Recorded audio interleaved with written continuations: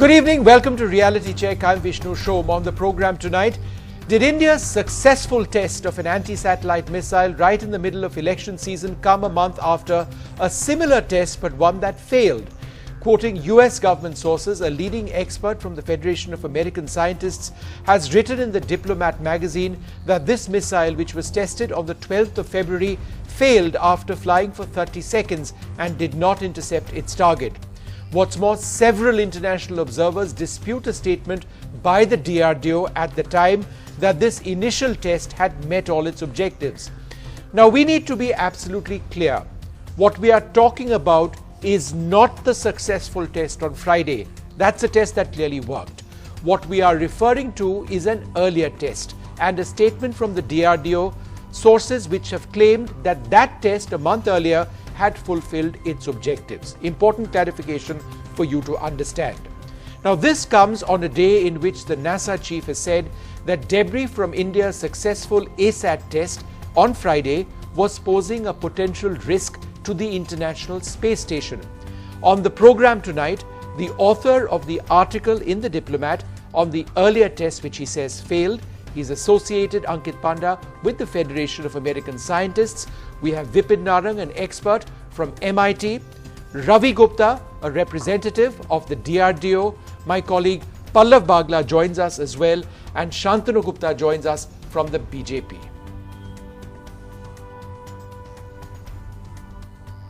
But first, let's take a look at what NASA actually had to say about the danger of debris that endangers the International Space Station, debris from India's ASAT missile test on Friday. We have identified 400 pieces of orbital debris from that one event. About 60 pieces have been tracked. In other words, they've got a tracking number and we're able to keep up with where they are. Of those 60, we know that 24 of them are going above the apogee of the International Space Station. That is a terrible, terrible thing to create an event that sends debris in an apogee that goes above the International Space Station.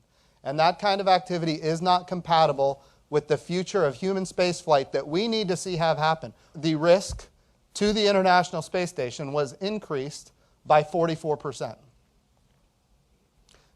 The risk, and I'm talking about small debris impact to the International Space Station, the risk went up 44%.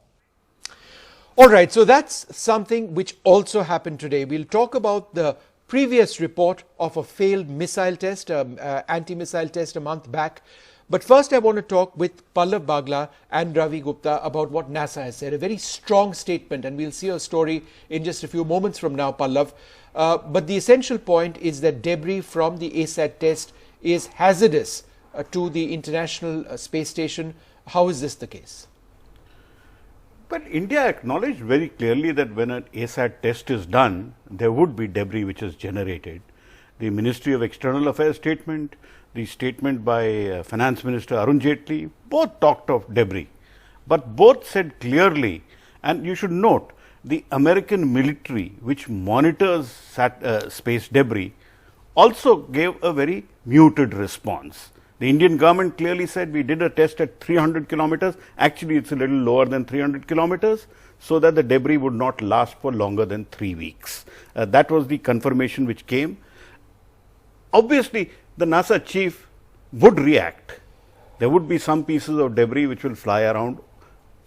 Maybe there's a finite risk which may increase, in fact, but that is all right. Mr. Gupta, the point that he was mentioning is that there is a 44% increase in the threat to the International Space Station. Is that not something that we should have kept in mind before carrying out this test, since as a country we are in favor of peaceful space exploration, international space stations and the like? See, first of all, I would like to emphasize that today I am speaking as a free citizen of India, and I am not representing any organization or government of India. What I say is my view as a former DRDO scientist. Now, 44%. From where this figure of 44% has come? I have serious doubt as a scientist about how they have calculated. It doesn't appeal to the mind.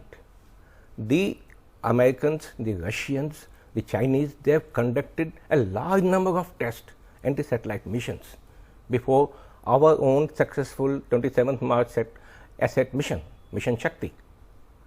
First of all, before going to that, I would congratulate my colleagues, former colleagues, today led by scientists of the stature of Dr. Satish Reddy, a great person, because it indicates the kind of heat which is being generated.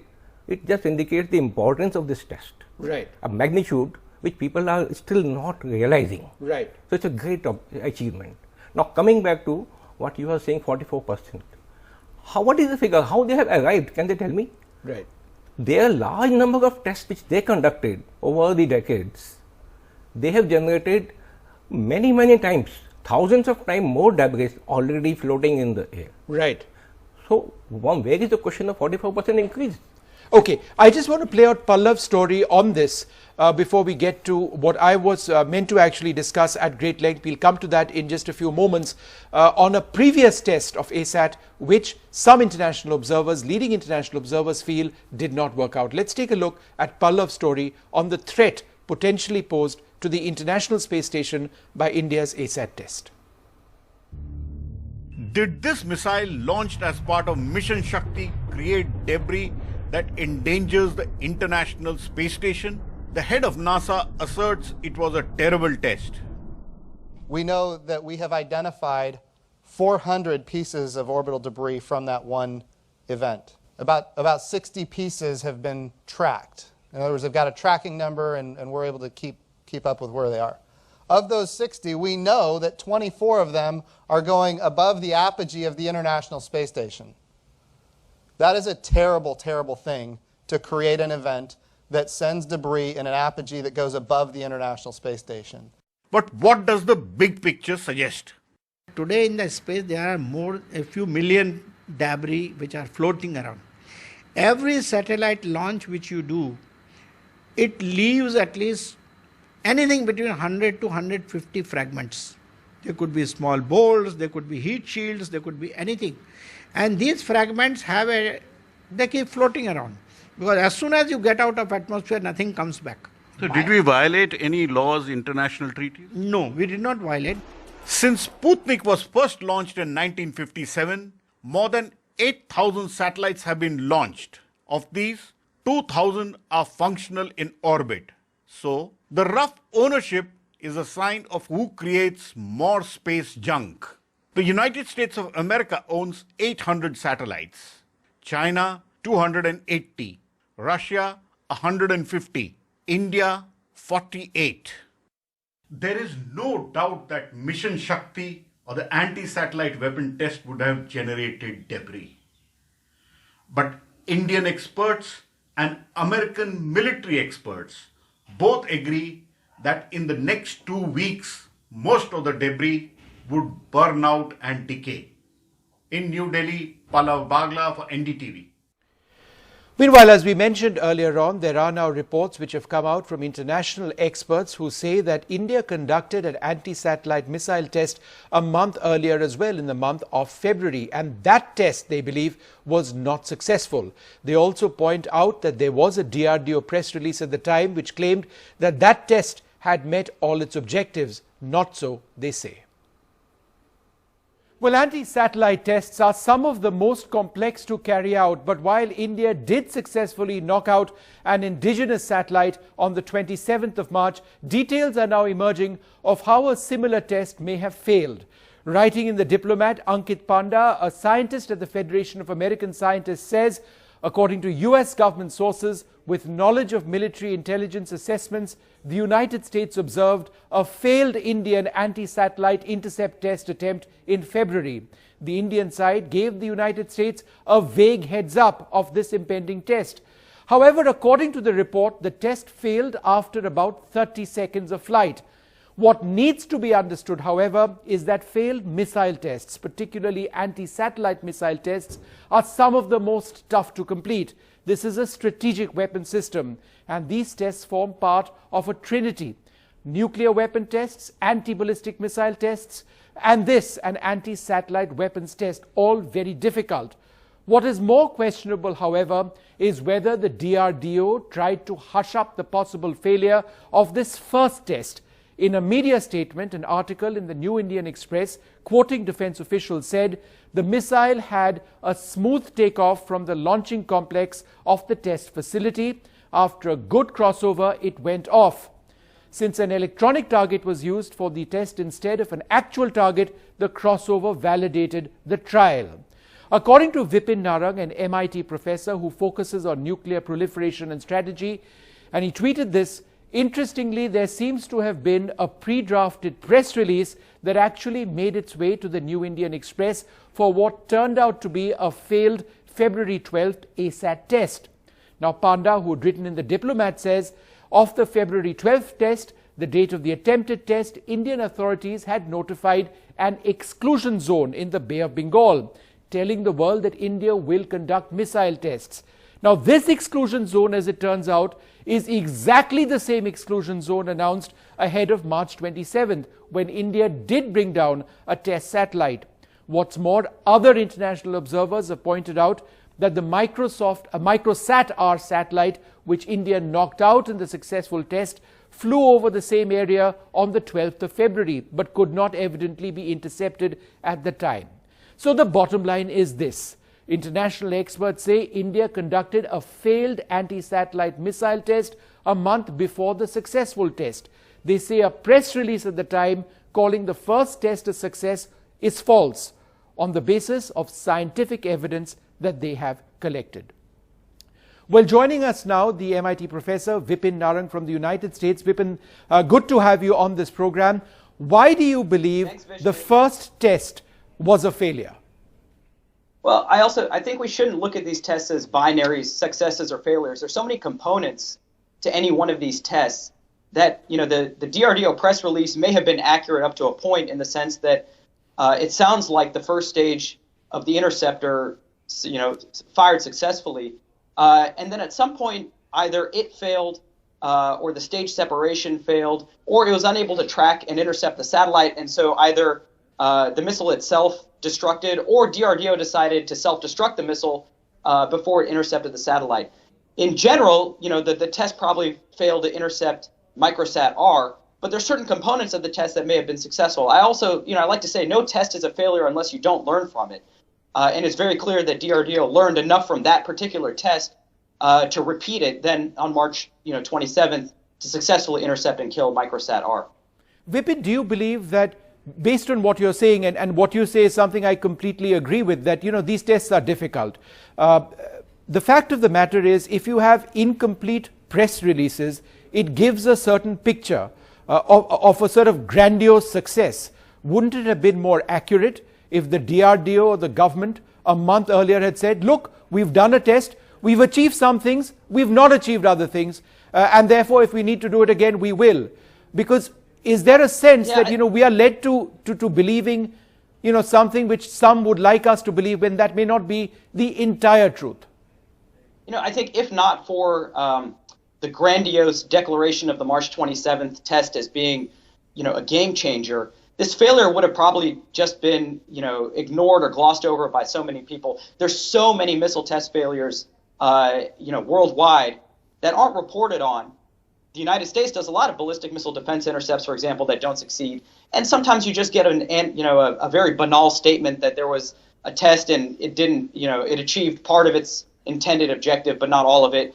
But I think this takes heightened significance because of the way in which the successful ASAT test was described as a game changer, which, I don't think an ASAT capability is as big a game changer, for example, as testing nuclear weapons or even a ballistic missile defense system. And so it's only in that context that I think, this February 12th statement takes on significance. Otherwise, it's pretty much par for the course when there is a failure to say, look, we tried, we attempted a test, it didn't fully succeed, but there are some parameters that were validated, there are others that weren't.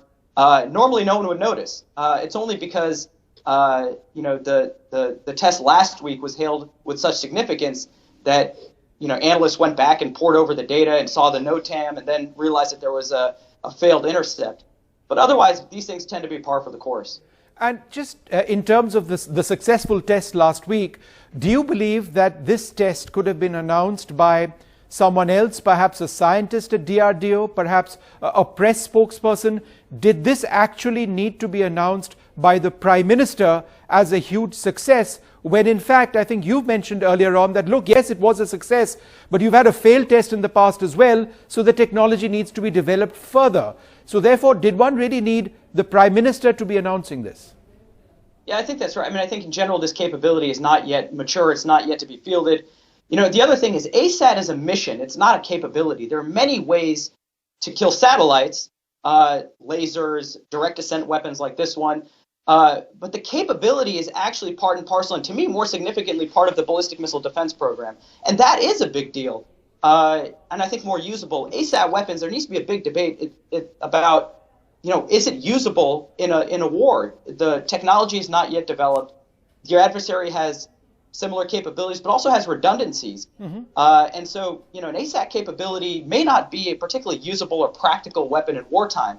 But as part of a ballistic missile defense system, that actually is, you know, a pretty significant capability. But India had already demonstrated that capability. In general, a test like this, when the Chinese, for example, conducted an ASAT test, there was just a very banal, short statement from the foreign ministry. In India, too, normally when there's a missile test or successful test, the statement comes out of DRDO. But Prime Minister Modi is a savvy politician, and I think he's trying to burnish his national security credentials. And had it not been an ASAT test, you know, I think there would have been an announcement of whatever test was successful, because I think there's a very, you know, a political opportunity here for him. Sure. But if you compare this, for example, to the Arihant deployment that Prime Minister Modi also made a statement on, that is, I think, much more strategically significant than this ASAT. Right, the Arihant, of course, being our nuclear ballistic missile submarine. Correct. One more question to you, Vipin. The fact is, there's also been a statement which has now come in from NASA saying that there's a 44% increase in risk to the International Space Station as a result of debris from India's ASAT test. Isn't that actually tragic? Because, you know, today, in fact, is the anniversary of the first Indian up in space. And as we celebrate that, or as we honor him and that particular mission, here we have a situation where debris from our own satellite could be damaging the International Space Mission. India is committed to the peaceful use of space, and we want to have our own astronauts, Vyomnauts, call them what you will. It's a strange irony, isn't it? Well, I'll say two things. One, I think India deserves credit for trying to minimize space debris. And although there is debris, it is in low Earth orbit and will mostly dissipate, you know, in the next month or two. The second point about the increased risk to the space station, look, if the risk to the space station is 1%, a 44% increase means that the risk has only gone up to 1.44%. So it's not, the risk itself, the baseline risk is so low that although there's a heightened risk, the absolute level of risk, I think, is still very low. In India, compared to China, for example, China's ASAT test was at 800 kilometers, and that debris is still there.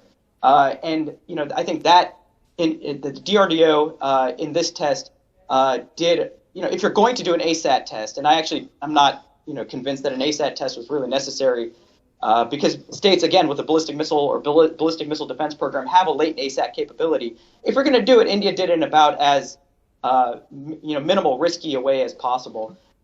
So, you know, it's not the greatest thing, and I think the space debris is a real issue. But at the same time, I think if you're going to do it, this was a good way to minimize the risk. All right, Vipin Darang, a professor at MIT and an expert in these areas. Thanks very much for joining us with those views. Thank you, Vishnu. Appreciate it. Well, let's just get back to that entire theme on whether or not there was a failed satellite ASAT test which took place a month before the successful one. Let's go across straight to Ankit Panda, who wrote the article in The Diplomat. Ankit, thanks very much for being with us. Why do you believe that the test which took place in the month of February didn't work? Sure. So thanks a lot for having me, Vishnu, to talk about my report. So apart from the fact that, you know, my report is based on sources within the U.S. government with an awareness of military intelligence assessments here, I did want to show my readers why I do believe it. And you mentioned some of the evidence, which is that the Indian Civil Aviation Authorities put out a hazard zone off of Abdul Kalam Island on between February 10th and February 12th that matched exactly with the March 27th exclusion zone in the same area. And moreover, I corresponded with a few astronomers who track satellite orbits, and they had the historical data on the transits of Microsat R.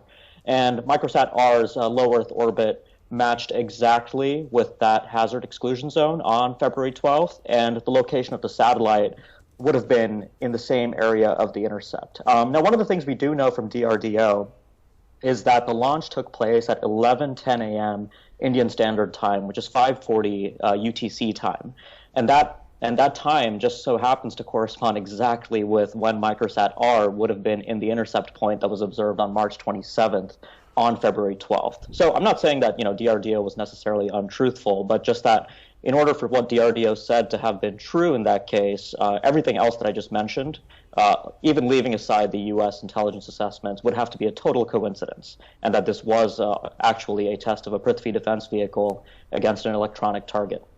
All right, fair enough. Mr. Gupta, he's got his facts down over there. Assuming that he is correct, why don't we just accept that the test that took place earlier on was an anti-satellite missile test and it didn't go through the way we wanted it to? I'm very surprised that how a BMD test is being labeled as an anti-satellite mission test. First of all, there have been earlier controversies that when did we acquire this capability. 2007 we conducted BMD test first time. Everybody knows, those who are in the knowledge of what a BMD means, that there are a lot of similarities between a BMD test and an asset test. Now the logic which is being given, but before that there was a media report quoted about 12th February test in I think it is New Indian Express or something. Yes. That media report clearly tells that it was a BMD test. Yes, precisely. So that's the discrepancy. Now, where is the discrepancy? The logic which is being extended. It's a reported discrepancy. The logic which is being extended by just calling it an asset, a failed asset, is that at that point of time, that microsat satellite was flying over the same zone. Yes. I am asking you one simple question.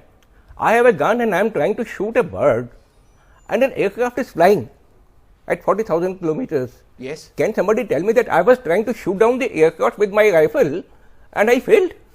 It is something same kind of logic. See, the microsat is in the much higher orbit. No, you make an important point. Yeah. Now, one moment, and let me get Ankit to respond to that. The point Mr. Gupta is trying to make is that, look, what happened a month earlier isn't, as you describe, an anti-satellite missile test. It was a ballistic missile defense test. He draws a difference between the two. How would you respond? Sure, absolutely. So I think, first of all, you're absolutely right that the fundamental technologies between BMD missions, where you're shooting down a re-entry vehicle on a suborbital trajectory at a similar altitude, and a ASAT test, where you're shooting down an orbital target at a similar altitude, perhaps, are similar. So it would make sense for DRDO to actually develop and prove many of these technologies with actual BMD tests against either electronic targets or live targets. So I should clarify that the assessment that this was a failed ASAT test comes from the U.S. intelligence community. I'm simply the reporter of that message. The evidence that I presented, however, about the NOTAM and the precise location of microsat R, the reason I mentioned the launch time is because that matches exactly to the precise minute of where the satellite would have needed to be for the intercept to have occurred. So I think that's the most compelling piece of evidence that we as public observers have to substantiate that this may have been an ASAT test. But like I said, I'm open to the alternative hypothesis that what DRDO said was actually what happened, and that this was simply just a complete coincidence that the satellite that was eventually shot down on March 27th just happened to be in the right place. I'm not convinced by that coincidence, but I think if observers want to pursue that hypothesis, they are free to do that. That's a fair explanation. Shantanu Gupta, let me just come across to you. I think the point over here, which needs to be repeated over and over again, is that it's only through failures or partial successes that we can achieve what we do. And even now, ASAT has been successfully tested in this configuration only once. That as a scientific community, as a defense community, we need to be doing these tests much more with the full expectation that some of them might fail. And that is no shame on our satellites or on our system. It's something that has happened for decades world over.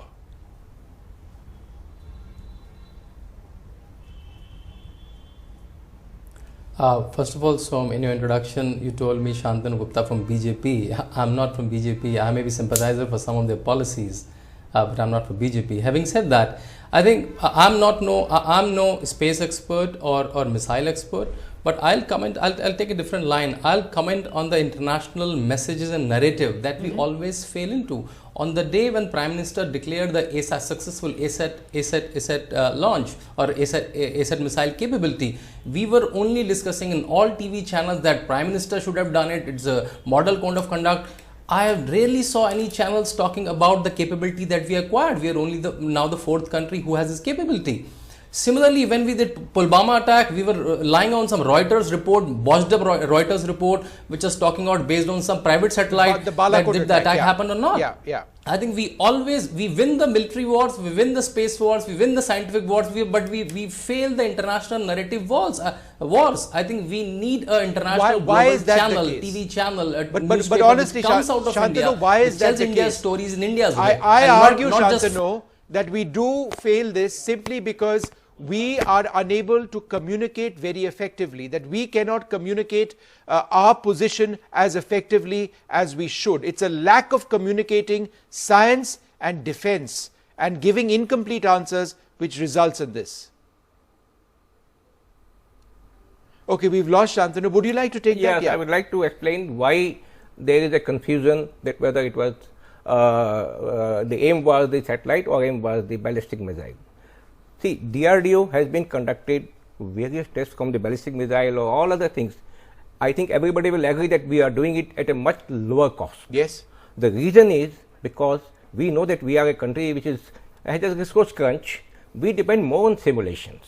Now, simulations conducted are of two types. One is where everything is in the computer. There is electronic. Correct. Okay, the weapons all is also electronic, and the target is also electronic. Another kind of simulation is the real test. The real test, no, it is again half real test. Yeah, because there's an electronic target. You have a target is electronic. Now, what will happen if the target is electronic? The missile is seeing it as a real target, but there is nothing in the space. So, if to the outsider somebody is watching it, he may feel that it is a failed test because it will reach the target and then follow its own trajectory and fall there. Secondly, a point about NOTAM. I will request you to pick up all the NOTAMs issued for other BMD tests since 2007 till date.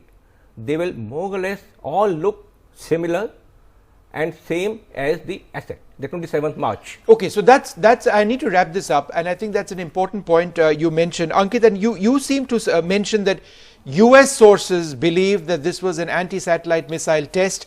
Mr. Gupta over here suggests that in fact it was a different kind of test. Some of the technologies are similar. So a question mark there. Nonetheless, India did conduct this test successfully on Friday. Very difficult tests, a very difficult technology to master. We've taken one big step forward, but perhaps more tests can actually validate this technology. But as we've reported earlier today, that comes with its own costs. The International Space Station, space debris, these are very real concerns. I'd like to thank all of you very much for being with us.